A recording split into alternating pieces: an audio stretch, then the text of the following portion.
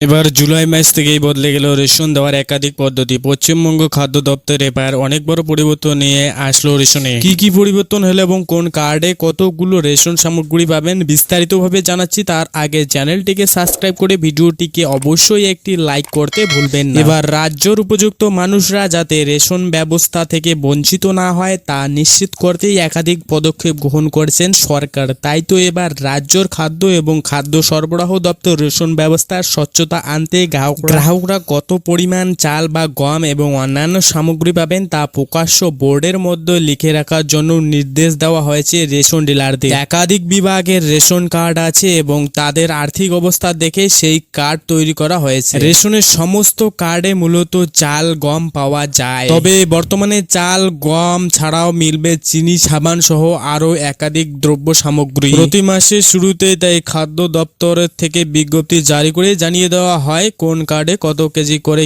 কি পাওয়া যাবে। জুলাই মাস পড়তেই কোন কার্ডে কত কেজি খাদ্যশস্য পাওয়া যাবে তার তালিকা প্রকাশিত করেছে খাদ্য দপ্তর। এবার দেখে নেই কোন কার্ডে কি পাবেন জুলাই মাসে। প্রথমে যাদের AAY রেশন কার্ড আছে তারা পাবেন প্রত্যেকেই 21 কেজি করে চাল ও 13 কেজি 300 গ্রাম আটা বা 14 কেজি গম, যা মিলবে বিনামূল্যে। তবে কেবলমাত্র চিনির জন্য দাম লাগবে, তাদের 1 কেজি চিনির জন্য দাম দিতে হবে 13 টাকা 50 পয়সা। এবার যাদের PHH ও SPHH কার্ড রয়েছে তারা পাবেন কার্ড প্রতি 3 কেজি করে চাল, 2 কেজি গম এবং 1 কেজি 900 গ্রাম আটা। তবে সেক্ষেত্রে একটি নিতে হবে গম অথবা আটা। যাদের RKSY রেশন কার্ড রয়েছে তারা পাবেন মাথাপিছু 2 কেজি করে চাল এবং 3 কেজি করে গম। গম না থাকলে গমের পরিবর্তে 3 কেজি চাল নিতে পারবেন।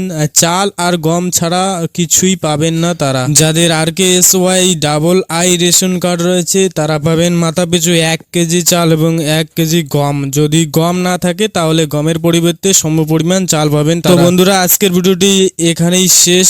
দেখা হচ্ছে পরের ভিডিওতে। ভালো থাকবেন, সুস্থ থাকবেন, ধন্যবাদ।